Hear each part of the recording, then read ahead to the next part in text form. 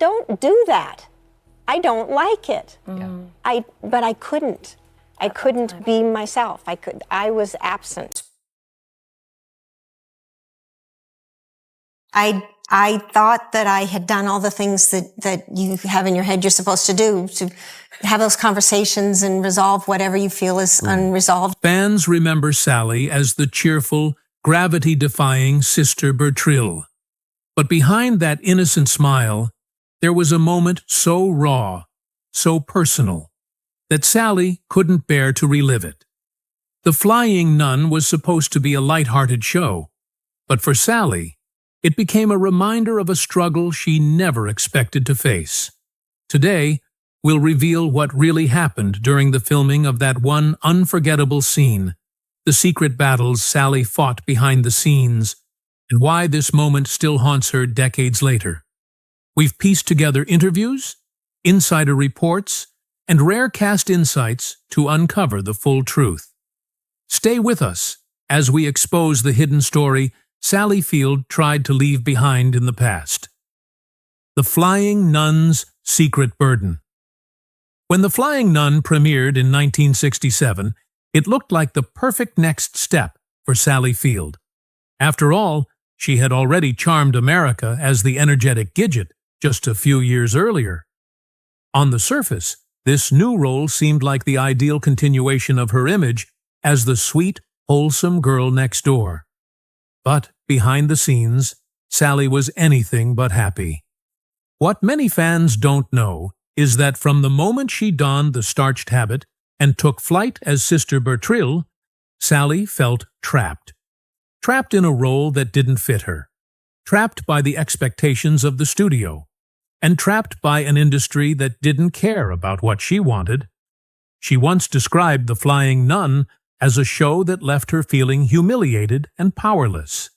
And there was one particular scene that embodied all of that pain. Sally later reflected on how she survived that difficult time. I just had to put my head down and go to work and do the very best job I could. You're trying to cover up your depression. At the age of 21, Sally stepped back into national attention. But this time, she lacked the initial excitement of industry entry. She carried the overwhelming pressure of meeting high standards, which weighed heavily on her shoulders. The network, together with producers, sought a specific image instead of an actress, so they used force to mold Sally into their desired appearance. The network controlled all aspects of her appearance and behavior from day one.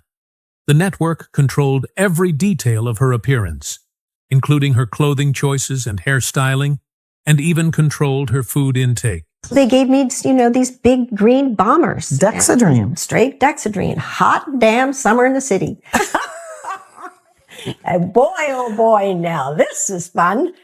You see your cotton mouth, and you're high as a kite. The production team implemented rigorous eating plans to maintain Sally's slender appearance, which suited camera requirements. She found her ideas and suggestions rejected immediately whenever she tried to make her voice heard. The production team treated her as an object that needed packaging and marketing more than they did as an actor with genuine talent. And yet, the pressure didn't end with her physical appearance. The scripts themselves were vacuous and constricting. Week after week, she found herself performing in lightweight plots, hardly allowing any depth or stretch to her capabilities. She was struggling to find herself as a young woman, struggling to prove that she was more than just a cute face in a silly costume, struggling to survive in a business that didn't care about her inner life. As such, the difference between who she was and what she was forced to pretend became intolerable. From that point onward, there was a scene that Sally has steadfastly refused to watch. It was intended to be just a light-hearted, funny moment when Sister Bertrille would sing an earnest song to the small-town talent show audience, all innocence and hope in the world. The script called for the audience to laugh at this ridiculous, childish performance. On paper, harmless sitcom humor. For Sally, however, It cut much more deeply than the writers or directors ever intended. And while the cameras rolled, Sally's act came from a raw, vulnerable place inside her. And then came the scene that blurred the line between performance and real heartbreak, leaving a mark no one could see. The scene Sally can't revisit. The scene Sally Field refuses to watch wasn't supposed to be a defining moment. It was written as a simple comedic beat in a typical episode of The Flying Nun, a light distraction for viewers at home. But what unfolded on set that day left a mark so deep that even decades later, Sally has avoided ever seeing it. On paper, it was harmless. Sister Bertrille, always well-meaning but often clumsy, enters a local talent show. She believes that if she can just share her heart through song, she might lift the spirits of the people around her and maybe even earn their respect. The script framed it as one of Sister Bertrille's many innocent missteps, sweet but misguided. But in the studio, the moment became something else entirely. As the cameras rolled, Sally stepped into character, but she wasn't really acting. Standing on that stage, singing in front of the fake townspeople and the live studio audience, she felt naked and exposed. Sister Bertrille's hope mirrored Sally's own yearning for approval, for recognition, for a chance to show she had more to offer than the fluffy scripts let her reveal. But instead of connection, she was met with laughter. The audience chuckled and giggled exactly on cue, just as the producers had wanted. Yet to Sally, it didn't feel like they were laughing at a fictional nun's innocent mistake. It felt like they were laughing at her. That laughter, meant to be harmless and fun, echoed in her ears as something cruel, something that confirmed her worst fears, that she was a joke, that she wasn't seen, that no one in that studio or beyond cared about the real person beneath the habit. What made it worse was how real the emotion was in her performance. Sally wasn't pretending to be hopeful and eager. She was. She wasn't pretending to want to be accepted. She did. Every note she sang in that scene came from a place deep inside her, a place filled with longing and vulnerability that she rarely let anyone see. But on that set, she couldn't hide it. The cameras captured not just Sister Bertrille's fictional humiliation, but Sally Field's very real heartbreak. When the director yelled, "Cut!" she felt as if she'd just revealed her deepest wounds to a room full of strangers who only wanted to be entertained. In interviews years later, Sally spoke about this scene with surprising honesty. She admitted that she could never bring herself to watch it. "It was too close," she said. "That wasn't Sister Bertrille up there. That was me." The laughter, the rejection, the sting of feeling mocked. It all hit too hard because it reflected battles Sally had fought long before she ever stepped onto that set. From her childhood, where she often felt overlooked and unheard, to her early days in Hollywood, where producers and directors treated her like a pretty face rather than a serious actress, Sally had always been searching for a place where she could be seen and valued for who she really was. That scene, meant to be a harmless bit of sitcom comedy, turned into a painful reminder that she hadn't found that place yet. It was the kind of moment that could either break someone entirely or spark a quiet rebellion no one expected. Sally's battle behind the habit. Every week, millions of viewers tuned in to watch Sally Field float across their screens as the cheerful, gravity-defying Sister Bertrille. But few had any idea that behind the wide-eyed smile and fluttering veil was a young woman quietly fighting a private war.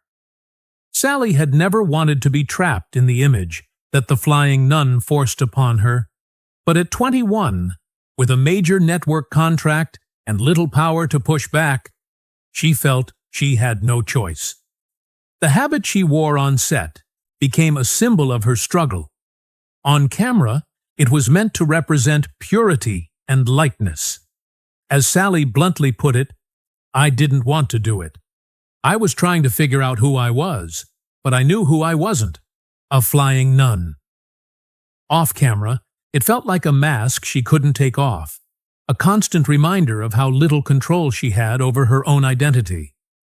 Sally's frustration went far beyond the costume. The scripts offered no room for depth, no space for growth. Sister Bertrille was written as a one-dimensional character, a sweet, bumbling figure of innocence whose mistakes always led to harmless, humorous situations. For Sally, every episode felt like a missed opportunity. She knew she had more to give. She longed for challenging material, for the chance to explore complex emotions and tell stories that mattered.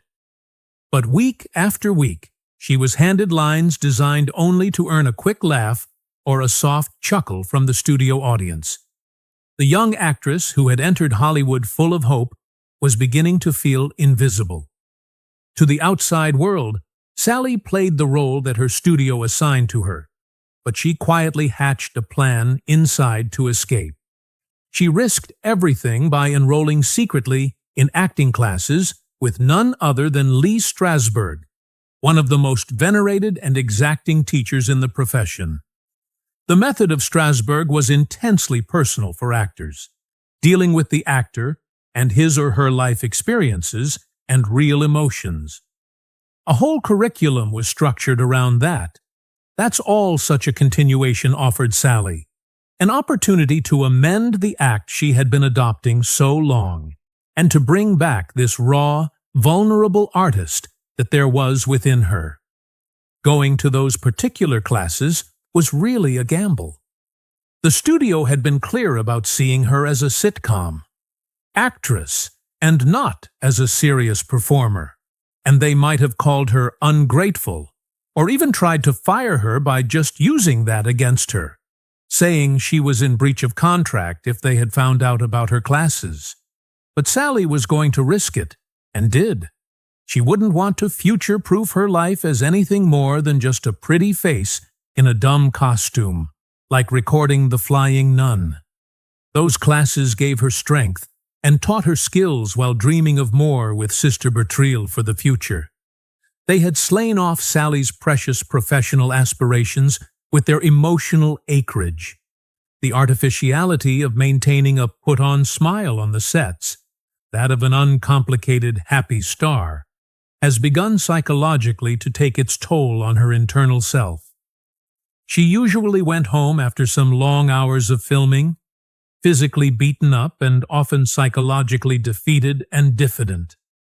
The studio's iron-cast grip over her physical body, refusal to permit her to grow, and, besides, always that dull feeling that she was more being laughed at rather than respected, all acted together to keep her hopelessly isolated.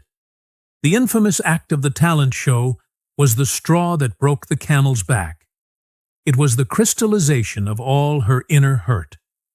Sally felt like leading two lives before, after, and on that day. One as the precious, smiling nun the world adored.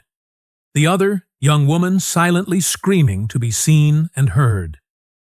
What followed wasn't an exit, but a daring plan that would leave Hollywood stunned. From Flying Nun to Oscar glory. When The Flying Nun ended in 1970, Sally Field felt a rush of relief, but also a wave of uncertainty. For 3 years, she had been America's cheerful, airborne sweetheart, and the world had come to know her only as Sister Bertrille. But beneath the surface, Sally was determined to leave that version of herself behind. The challenge was immense. Producers, casting agents, and even fans couldn't see past the habit and the sweet smile. To them, Sally Field was the embodiment of light, silly sitcom fun. No one believed that this young woman, who had spent years trapped in a role she loathed, could handle anything deeper or darker. But Sally was determined to prove them all wrong, and that meant starting from scratch, no matter how painful or slow the process. Her first steps after The Flying Nun were anything but easy. Directors passed her over for serious parts. Some outright laughed at the idea that she could play roles that demanded emotional depth or complexity. Sally found herself typecast in guest spots and low-budget TV movies, struggling to convince the industry that she had more to offer. Sally later reflected on that difficult time. "It wasn't about me failing an audition. I couldn't get in the door. If you blamed other people, then you're dead. You're powerless, and that is a recipe for depression." But she refused to give up. Drawing on everything she had learned in those secret Lee Strasberg classes, she kept pushing for opportunities that would let her show her true range. She accepted smaller, grittier roles that let her dig into real human emotions, even if the projects weren't glamorous. Slowly, she began to change perceptions. Everything changed in 1976 with the making of the miniseries Sybil, in which Sally had a primary role. That of a young woman suffering from dissociative identity disorder, something so at odds with Sister Bertrille, she was thought by many to be incapable of doing it. But critics and audiences alike were stunned by her raw, haunting performance. It brought to life the intricate layers of a woman shattered by trauma, and while doing so, it shattered that image which had confined her for too long. For the first time, Hollywood saw Sally Field not as a sitcom actress, but a serious talent who did things with a fearless heart. An Emmy for the role, and definitely gained the respect of the concerned industry. But Sally was not yet done. She knew that the accolade was just one of many when it came to sweeping aside years of being underestimated and ignored. So it was with that frame of mind that she seized an opportunity when it came round for auditioning for Norma Rea gritty drama about the life of a Southern textile worker who became a union activist. I think probably the most pivotal thing. It was the first time I was hired as an actress. And, to play a very different character and to really act. All were considering the opposite of what the role was for. Everything, unkempt, real, and very human. Sally gave herself over to the character completely, studying labor movements, visiting factories, and absorbing every bit of information about the working-class struggle. By the time Norma Rea was released in 1979, it was evident that Sally had accomplished what many believed impossible. She had become a completely different person. Sally's performance in Norma Rea was electric. She embodied the strength and vulnerability stirred by the indignation of a woman who fought for dignity and justice. Critics hailed her performance. Fans erupted with applause. And when the Oscar nominations were announced, Sally's nomination showed up on the list. She went on to win the Oscar as the Best Actress representing that year, giving a performance and clinching a victory that muffled every doubting voice that once laughed at the prospect of Sister Bertrille as an acting force. Yet while she held the Oscar in her hand at this very moment and stood on that stage, Sally would, in her heart, admit to having strayed from the lines of her sitcom years. Some part of that one Flying Nun scene, the talent show humiliation, the laughter that cut too deep, was still haunting her memory, one she'd just not been able to face. I'm flying across the coconut grove, looking down at everyone I wanted to know and be, and I had to fly into the arms of John Wayne. Yet even with success, one question lingered. Why couldn't she bring herself to face that single haunting scene? The wound that won't heal. For most actors, time has a way of softening old memories. Even the most embarrassing or painful moments eventually become stories to tell at interviews or reunions. Bad days on set that can be laughed off decades later. But for Sally Field, that single scene from The Flying Nun has remained untouched, too raw to revisit, too closely tied to wounds that never fully healed. Despite the awards, the acclaim, and the undeniable success she built after leaving Sister Bertrille behind, Sally has never been able to bring herself to watch that moment. And when she speaks about it, even now, there's a quiet sadness in her voice, a reminder that some hurts go deeper than the camera ever showed. Sally has explained that the scene cut to the very heart of insecurities she carried long before she ever became an actress. Growing up, she often felt invisible. Her childhood was marked by emotional distance, a longing for approval that never quite came. The moment on the Flying Nun set, where she stood on stage as Sister Bertrille, singing her heart out only to be met with laughter, felt like a cruel replay of all the times she had tried to be seen and instead was dismissed. That fictional town's ridicule in the talent show wasn't just about Sister Bertrille's awkwardness. To Sally, it mirrored her own private battles, the constant struggle to prove she was worth listening to, worth taking seriously, worth loving. Looking back, she once shared, "I was suffering so badly. I was so depressed, and I was 19, and I didn't want to be playing something called the Flying Nun. You can only imagine what a pregnant flying nun looked like. I was a walking sight gag." I only recognized love if I disappeared. To be loved, I had to disappear. A genuine performance was the devastating core of that scene. Sally was not pretending when she sang with hope in her eyes. She was pouring out a yearning for connection and acceptance, palpable in the air.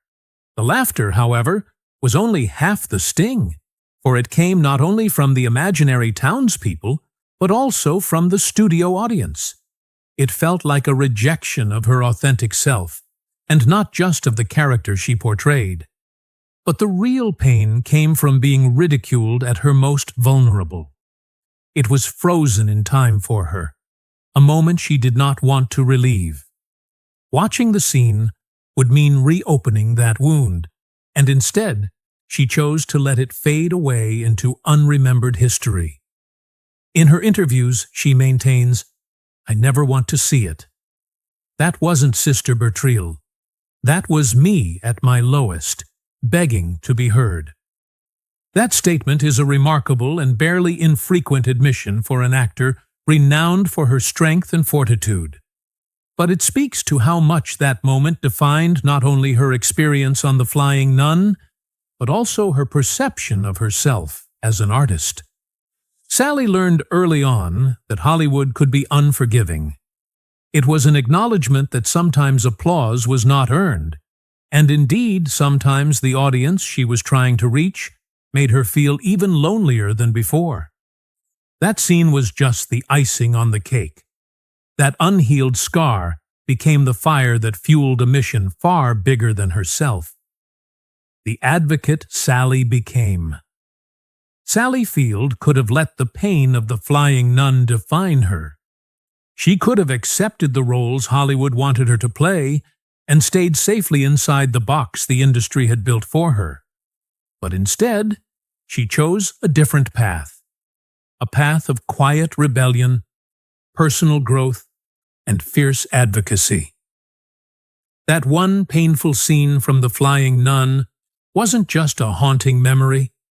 It became the fuel for a lifelong mission to protect, guide, and inspire others, especially young women trying to find their voice in an industry that so often tried to silence them. There's so few good projects in my industry, most especially for women, that you just don't have the luxury to pick. You feel lucky if something comes across that's good. In the years following The Flying Nun, Sally's career choices made it clear that she had no intention of being anyone's puppet again. She deliberately sought out roles that challenged her, roles that were messy, difficult, and real.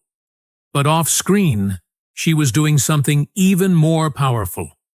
She began to speak out, first quietly, in small circles, and later publicly, about the struggles she had faced and the toxic pressures placed on women in Hollywood.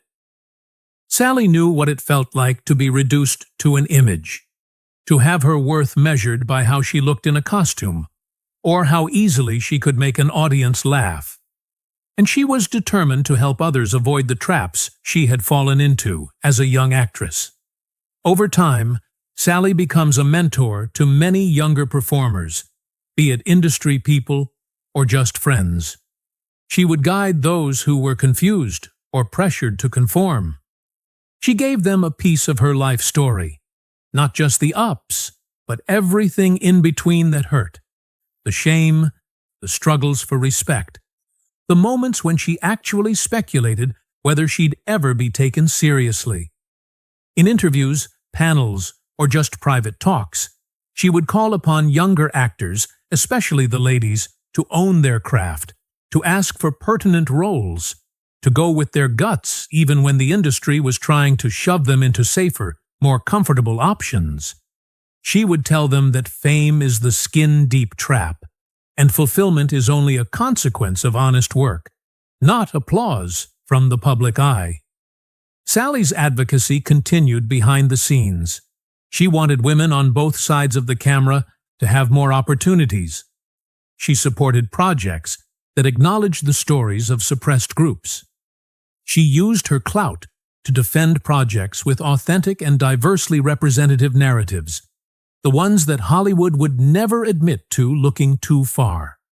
Sally was a powerhouse, opening doors through production and risking more than could be expected, not just for herself, but for others. She placed quiet strength behind that act. In choosing what to leave behind, Sally shaped a legacy no one could have written for her. Sally's strength beyond the screen. Sally Field's refusal to revisit that painful scene from The Flying Nun has nothing to do with denial or weakness. In fact, it's the opposite. It's a powerful act of self-preservation, a decision born from wisdom and hard-won clarity.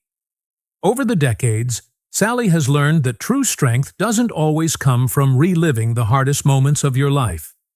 Sometimes it comes from knowing where your limits are, honoring your own boundaries, and choosing not to reopen wounds that no longer serve you.